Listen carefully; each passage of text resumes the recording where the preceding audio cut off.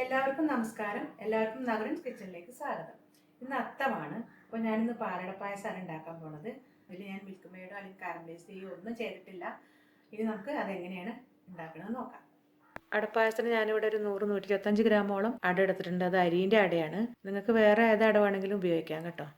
പാല് 1.5 അല്ലെങ്കിൽ 2 ലിറ്റർ എടുക്കാം, കട്ടിക്കനുസരിച്ച്.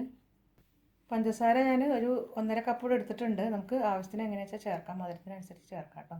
ഏലക്കാപ്പൊടി കുറച്ചെടുത്തിട്ടുണ്ട്. അണ്ടിപ്പരിപ്പും മുന്തിരി ആവശ്യത്തിന് നെയ്യിലാണ് വറുത്തിടുന്നത് കേട്ടോ. നമ്മൾ പായസത്തിനുള്ള അട കുതിർക്കാൻ വെച്ചിട്ടുണ്ട്. ഇത് 1 മണിക്കൂർ വെക്കണം.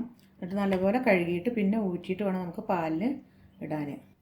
അട 1 മണിക്കൂറോളം കുതിർത്ത് വെച്ചിട്ടുണ്ട്. അതിൻ്റെ പശമ പോണ വരെ നല്ലപോലെ ഉരച്ച് കഴുകിയിട്ട് നമ്മൾ ഊറ്റി വെച്ചതാണിത്. ഇനി പാല് ചൂടായതിന് ശേഷം നമുക്ക് അതിലിടാം കേട്ടോ. പാല് നമുക്ക് അടുപ്പത്ത് വെച്ചൊന്ന് തിളപ്പിക്കാം. ഒന്ന് ചൂടായതിന് ശേഷം നമുക്ക് അട ഇട്ട് കൊടുക്കാം. പാല് ഒന്ന് നല്ലപോലെ ചൂടായിട്ടുണ്ട്. നമുക്ക് ഈ അട ഇട്ട് കൊടുക്കാം. ഇനി ഇത് വേകുന്ന വരെ നല്ലപോലെ കൈയെടുക്കാതെ ഇളക്കിക്കൊണ്ടിരിക്കണം. കുറേ നേരം ഇളക്കണം പായസം. പാല് കട്ടിക്കനുസരിച്ച് ഇപ്പം ഞാൻ കുറച്ചും കൂടി ഇതിലേക്ക് ഒഴിച്ചു. തീരെ കട്ടി കുറവായിരുന്നു. അപ്പോൾ അളവ് കുറച്ച് കൂട്ടി എടുത്തിട്ടുണ്ട് കേട്ടോ. നിങ്ങളും അതുപോലെ പാലിനനുസരിച്ച് ചെയ്യുക. ഞാനിപ്പോൾ 8 മിനിറ്റായിട്ട് ഇളക്കിയും കൊണ്ടേ ഇരിക്കുകയാണ്. അത് വെന്തിട്ടൊന്നുമില്ല. ഇനിയും കുറച്ച് നേരം കൂടി ഇളക്കണം.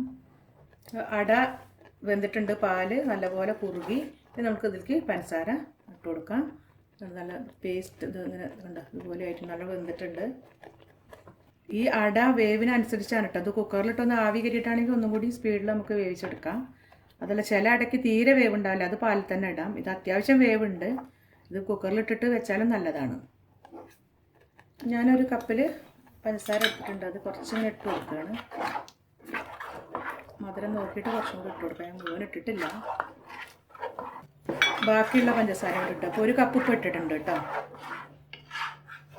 നമ്മളെപ്പോഴും പായസം കൈയെടുക്കാതെ ഇളക്കിക്കൊണ്ടേ ഇരിക്കണം. ഇപ്പോൾ ഞാൻ അട വേവുന്നത് വരെ ഒരു 25 മിനിറ്റ് ഇളക്കിയിട്ടുണ്ടായിരുന്നു.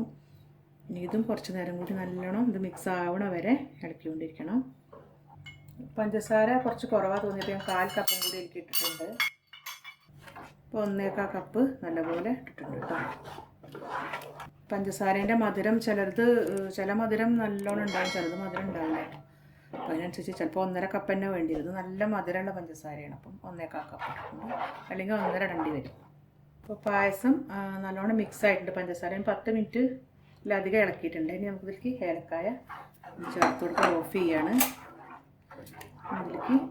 ഇതിലേക്ക് വെറുതെ ബട്ടർ ഒഴിച്ചാലും മതി. അതല്ലെങ്കിൽ നമുക്ക് അണ്ടിപ്പരിപ്പ് മുന്തിരി വറുത്തിട്ടാലും മതി. നെയ്യ് ചൂടായതുകൊണ്ട് അണ്ടിപ്പരിപ്പ് മുന്തിരി ഒന്ന് വറുത്തെടുക്കാം.